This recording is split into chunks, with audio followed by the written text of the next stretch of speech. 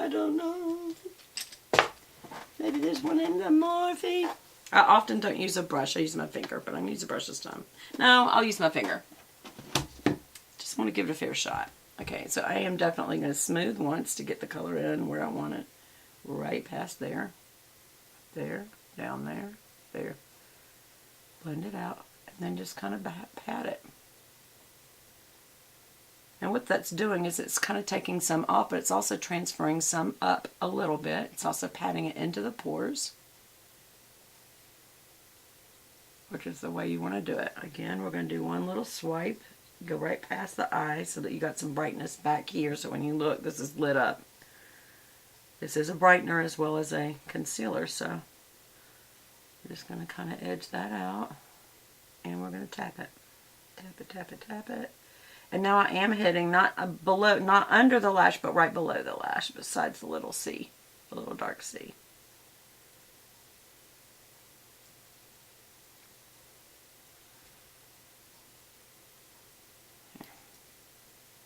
Any leftover, I went right here in this little area, down the nose and right up here.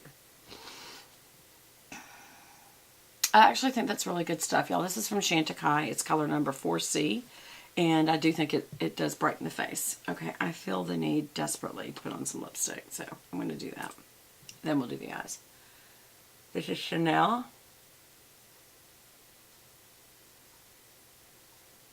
How many people know the name? Soft Rose. It just goes with anything, y'all.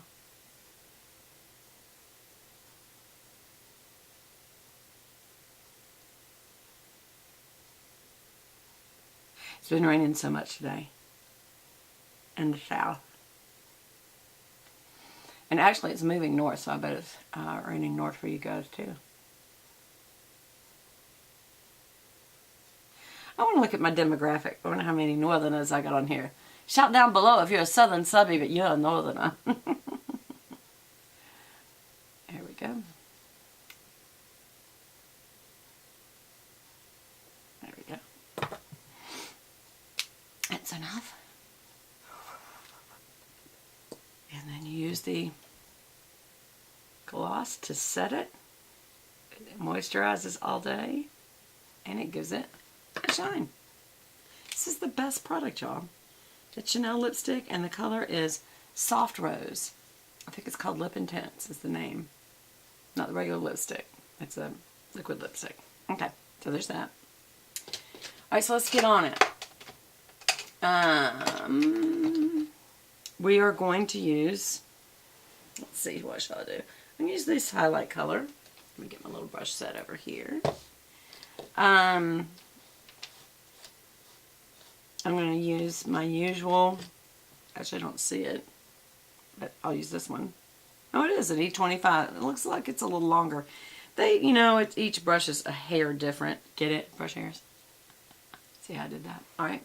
I love that it's got a mirror, so I'm going to pick up my little other mirror. Let me get my little bangy things out of the way there. Right under the brow. Just highlight that arch. And I do kind of go back and forth to get it in the pores good. I also want to use the same color right here on the inner corner, right at the tear duct, and I go straight up and down. Because that gets the top and the bottom real good. Some people use a more precise brush. I don't. And then I dust what's left over the lid. Mainly staying to the front part of the lid because you're going to end up putting dark colors back there anyway. And I do kind of brush a little bit out here and right here just because you're going to be blending colors into that. And I don't want them to, you know, you get sweaty and stuff like that even while you're putting your makeup on. And I don't want it to stick. So I'm using that as almost like, you know, a little powder there and a little powder here just to make sure it doesn't stick. Again, on the inner corner. Straight up and down. It gets both the bottom and the top that way, and then straight across. Just kind of, and I may do a little extra today on the front side. Just to make it a little more pretty. Okay. Now some of you like to go ahead and just cover, just kind of dust over the whole lid so that the next color coming will smooth better, and that's a great idea. It does smooth better when you do that. Let me put that concealer over there. Okay. Now I'm going to be using an E50 50. This is a large fluffy brush, and I love it for doing a transition color. And I'm thinking I'm going to use this right here, right next to the highlighter, this color right here. It's kind of like a sandy color. It's a little darker though, so I think you actually could end it right here. You don't have to go any further because I think this is dark enough that this could be definitely a daytime look. As you can see, it's dark enough that you don't really need a darker color in the crease. I always do because that is me. That is Beth Begin. Again, I go starting on the outside because wherever you put down is where most of the brush stuff comes out. See how dark that is? And then just kind of blend up to down, right under the highlight that you put on your brow bone and under the arch. You're just kind of blending up into it. And I'll swipe over just to make sure that it's nicely blended. I always have to do a little extra on this side because I have a scar there that just does not seem to take color well. You literally could be finished with color right now. You really could. Because a lot of people, this is as dark as they go for daytime, and they may add the crease color at nighttime. I'm going to add a crease color, but which one? I think I'll do this one because it's not quite as dark. And because this is a tapered E45, I'm rolling it because there's different layers. Tapping off the excess because it's very expensive. And we'll just lay it down nice and see how that, just keep it right in the crease. Don't go any up at all. Right in the crease. Then I do a quarter turn and kind of go out, in, out, in, out, in, and blend up. That just kind of gives me my outer dark V. That's plenty. And now what I just tapped off, I'm getting to use instead of losing that. A lot of times when we tap off in the air, you're tapping off very expensive products. It's better to tap back in the pan. But then you can't turn it on its side or flip it around your purse. It has to sit flat because that's all loose in there now. That's okay though. We're glad to do that. Again, I'm doing a quarter turn, coming out, in, out, in, out, in, out, in, out, in, coming up a little, and I'm just kind of darkening this outer area with that color. And that's it.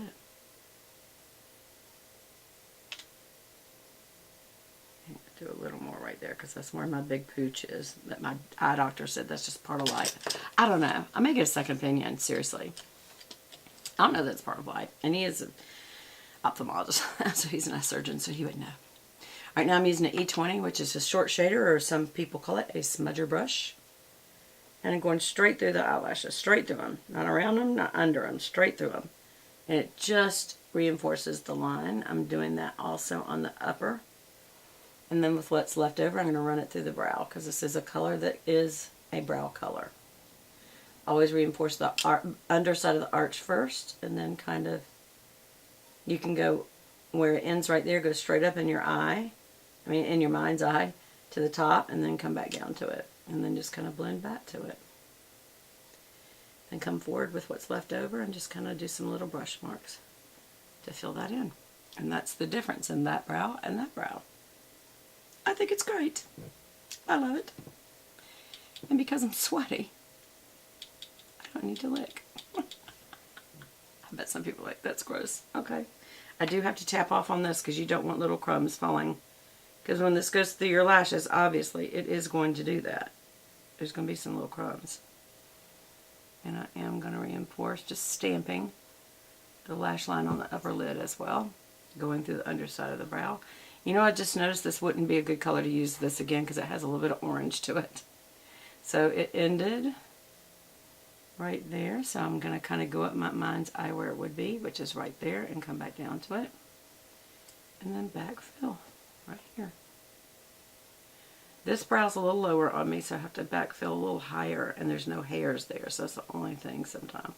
So I try to brush through the hairs and build them back up a little. And I do probably a little more on the front part of the brow on this side for that same reason. And there you go. They're never exactly the same, but that's okay.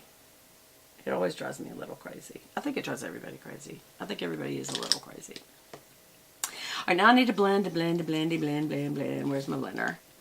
There's a fluffy blender brush. And we're just going to blend right there in front, both sides, to make sure there's not a line. Through there where we have a transition color, but don't overdo it because you don't want to smudge them together too much and get rid of the colors that you put there. We're just kind of getting rid of lines, especially right back here. Some people like a line there, but then if you're going to have a line, make sure it's a really like cutting edge looking line. Otherwise, blend it out. I tell you right now, blend it out immediately. Okay, and then we're going to use Tartist. First, we're going to use the crayon for the inner waterline. Again, a lot of these are starting to be gel, so you don't even have to hold the flap of skin down. It's that smooth. Look, barely even have to. Just kind of stay right near the lashes on the waterline.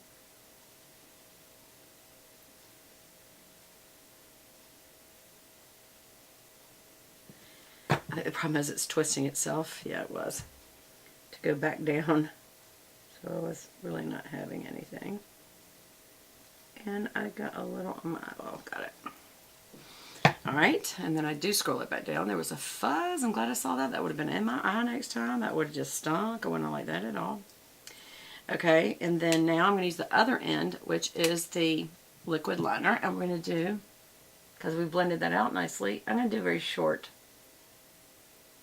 wing this time. Very short, give it a little pointy end. There we go. And then lay it back down right on the lashes because I was a little above that. And you don't want any skin to show. I'm going to fill it in with the black. I'm not going all the way into the duck, pretty close, right to the end of the lashes there. And if you want to connect right there, that's good. Connect. That's kind of a short one for me. Actually, I feel the need to fix that in the front, so it is going to go all the way in. There we go. Normally, I'm way out here, so that is short for me. Okay, same thing on this side. Did a skip as usual, and I think that's because I'm right-handed. And when I pull across, it just tugs at the skin so much.